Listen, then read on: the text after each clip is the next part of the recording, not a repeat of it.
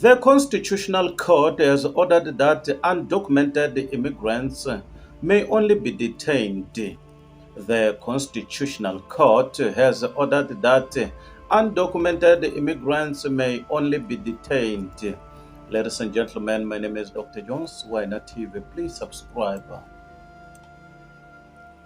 The Constitutional Court has issued a decision about the legal framework in South Africa pertaining the custody of undocumented immigrants. This decision states that the detention of undocumented immigrants is only permitted if it serves the interests of justice and if detainees are brought before a court within a period of 48 hours. On Thursday, Moloto Motapo, the parliamentary spokesperson, announced the verdict and stated that it serves to strengthen the constitutional protections that are provided to all those who are within the borders of the nation. Regardless of their legal status, Motapo made the following statement. The Constitutional Court has ordered that undocumented immigrants can only be detained if it is in the interest of justice and that detainees must be brought before a court within 48 hours. After years of legal conflicts and concerns regarding the treatment of undocumented non-citizens, the ruling has been made. For a long time, human rights organizations have been critical of the arbitrary imprisonment of migrants, claiming that it violates constitutional rights as well as international human rights commitments. The verdict, according to legal experts, obligates law enforcement and immigration agencies to comply with the constitutional protections in a rigorous manner. It is a prohibition against the practice of detaining individuals for long periods of time or for unjustified reasons without the provision of a court, and it establishes a responsibility on the state to provide a justification for every instance of detention to a court. According to Motapo, the decision does not constitute a blanket ban on immigration enforcement. Rather, it serves to reinforce the constitutional principles that are already in place. Authorities are not prohibited from taking action against unauthorized immigrants. As a result of the verdict, instead, it ensures that due process is followed and that the rights of individuals are maintained in accordance with the Constitution, he noted. The ruling has been well received by civil society organizations who have described it as a triumph for human dignity. The verdict will prevent the misuse of power and unjustified detentions. According to lawyers for human rights, which have frequently left migrants vulnerable and without redress, on the other hand, the Department of Home Affairs pointed out that the ruling would need making modifications to operations. Officials stated that they would collaborate with the police and justice departments in order to bring immigration control into alignment with the court's direction. This would ensure compliance with the directive while simultaneously maintaining efforts to regulate unauthorized migration. Analysts are of the opinion that the ruling strikes a balance between national security and human rights. It sends a strong message that constitutional safeguards cannot be ignored. even when it comes to the execution of immigration rules. Going forward, the decision is expected to establish a precedent for similar cases and to reinforce South Africa's dedication to both the rule of law and the preservation of human rights. Someone commented and said, Pambili Gedudula Pambili. Ladies and gentlemen, my name is Dr. Jones. Why not TV? Please subscribe. Bye for now till we meet again next time. Subscribe. This is the last time I'm vying for president in Uganda. I will never vie again after 2026. So I urge all Ugandans to come out in large numbers and vote for me for the very last time. I have few projects that I want to finish. This is the last time I'm vying for president in Uganda. I will never vie again after 2026. So I urge all Ugandans to come out in large numbers and vote for me for the very last time. I have few projects that I want to finish.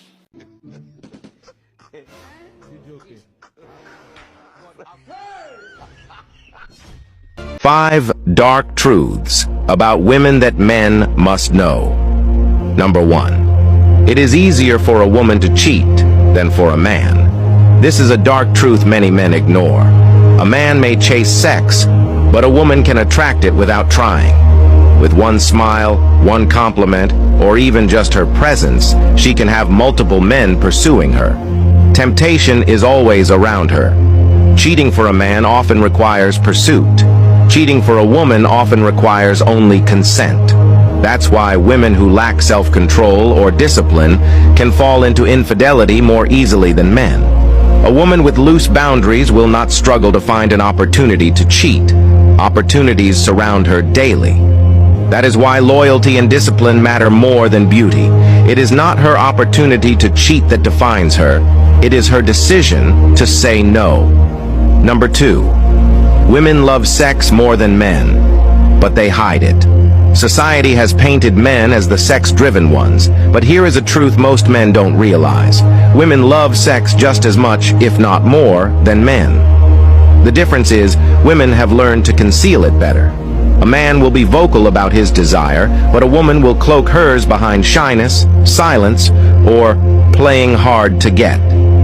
Don't be deceived. Under the right atmosphere of love, trust, and attraction, a woman's passion can outpace a man's. This is why many men are shocked when their wives or girlfriends demand more intimacy than expected. But because women hide it, some men get careless, thinking women don't value sex as much. That's why men lose their women to other men who simply understood this truth. A woman may not shout her desire, but never mistake silence for disinterest. Number 3. Women are attracted to stability, not just love. A woman may love your jokes, your vibes, and your smile, but let's be brutally honest. Love alone is never enough. Women are wired to seek security. That security can be financial, emotional, spiritual, or all combined. If you are unstable in vision, unstable in money, unstable in emotions, don't expect her to feel safe with you forever. This is why some women leave men they love to marry men who can provide stability. It's not always greed, it's wiring. Women think long-term. Can this man take care of me and my children? Can I trust him not to collapse when storms come? If the answer is no, she will love you today but walk away tomorrow. Romance excites women, but stability keeps them. Number 4. Women can love you and still leave you. This is one of the hardest truths for men to accept. A man thinks love is enough glue to hold her forever. Wrong. A woman can genuinely love you but still leave if she feels neglected, unprotected, disrespected, or stagnant in the relationship. Understand this. A woman doesn't just stay where she loves, she stays where she believes. If she loses faith in your future, if she no longer believes in your ability to lead, grow, and provide, her heart will begin to detach even while she says, "I love you." Many men cry in shock. "But she said she loved me yesterday." Yes, she loved you, but she lost faith in the tomorrow you offered. Love is not always enough to make her stay. She needs vision and security too. Number 5. Women respect results, not excuses. A woman may love you for who you are, but she respects you for what you produce. Excuses don't feed her. Promises don't impress her. Dreams don't convince her. Results do. If you say you're building a future but have no visible results, her respect for you will begin to shrink. If you always explain why you failed instead of showing how you succeed, her admiration will die. A woman is wired to follow strength and results, not weakness and excuses. That's why you see a woman lose interest in a man who spends years planning but never producing. She doesn't want to hear endless stories of what you will do someday. She wants proof that you are moving forward. Results inspire loyalty. Excuses breed contempt. Lastly, women are loyal to their feelings. This is one of the darkest truths men ignore. Women are emotional beings, and their loyalty often follows their feelings. A woman may love you today, but if her feelings change tomorrow, her loyalty may shift. That doesn't mean she's evil. It means she is human. This is why a woman can be with a man who is financially stable, but still fall for another man who makes her feel alive, seen, or valued. She may not even plan it, but her emotions can pull her. A man who ignores his woman emotionally, but provides for her physically, may still lose her loyalty. Don't just feed her body, feed her heart. Don't just provide stability, provide intimacy, affection, and attention. If you don't, another man who understands her feelings will win what your money couldn't buy. A woman can be your crown or your curse. She can be your peace or your pain. What she becomes depends on how wise you are in understanding her. Never forget, she desires intimacy more than she shows. She needs stability more than romance. She can love you and still leave if you stagnate. She respects results more than excuses. She is loyal to her feelings, not just your words. Bro, open your eyes. Don't enter love blindly. A woman will not always say these truths, but they will always govern her actions. If you master them, you will enjoy them. If you are not following me, you may not see me again. Like and follow this page for more amazing contents like this. A Bramley mother is calling for urgent action. That's against what she's called medical xenophobia. 21-year-old Grace Banda alleges that her child has died after being denied access to 2 local clinics in Alexandra, Masakane, and 8th Avenue Clinic. 1-year-old Praise Banda was rushed to a local clinic in Alex as he was vomiting and had a runny stomach. The mother alleges that members of Operation Tutula barred her from getting in as she does not possess a South African ID. The child subsequently passed away. Zola Sholwana tracking that story for us, joining us live now. Sad scenes ultimately here. Question marks are who then answers. Zola, good afternoon. A very good afternoon to you, to Arabile. And of course, those are the questions that we need authorities to answer to, because we have heard about, such actions where members of Operation Tutula have been, refusing foreign nationals access to local clinics several weeks ago.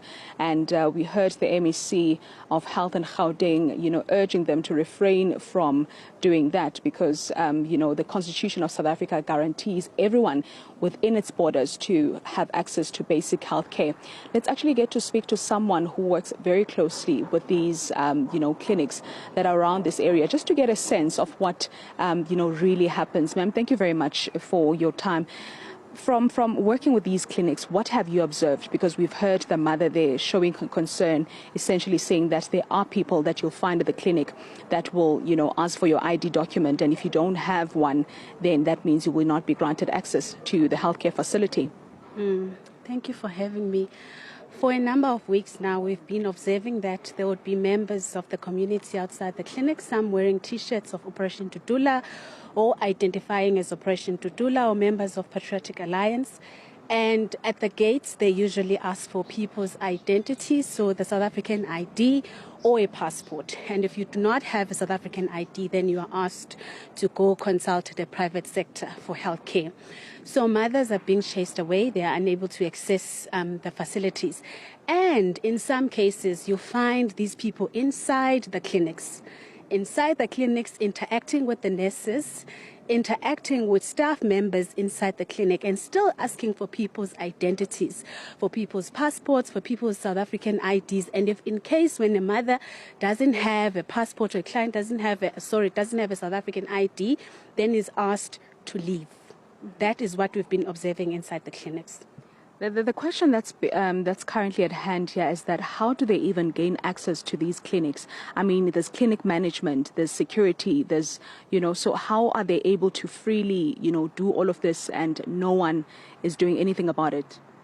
That's the same question that we've been asking ourselves, and we've asked actually some of the clinic managers the same question, that how is it that any member of the public, whether they say they are part of a political party or not, how is it that they are allowed to enter a facility and decide who has access, and decide who must access the services or not? What happens, tomorrow if somebody else come and define access differently? Will we keep quiet?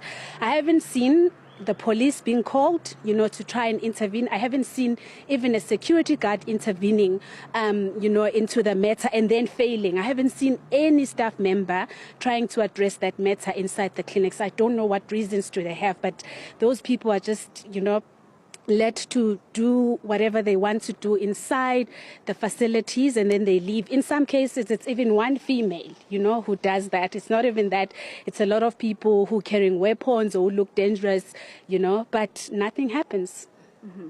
And let's speak about the bigger picture here. How is this affecting people like, Grace, that are, saying, if I was in my country, perhaps my child, would still be alive, or the situation shouldn't have gotten this far? The situation definitely should not have gotten this far. And obviously the impact is going to be huge and is huge. We have mothers who no longer take their babies for immunizations because they are worried. They are worried about their safety. They are worried about the safety of their children. They stay with their sick babies at home, and try home remedies day and day.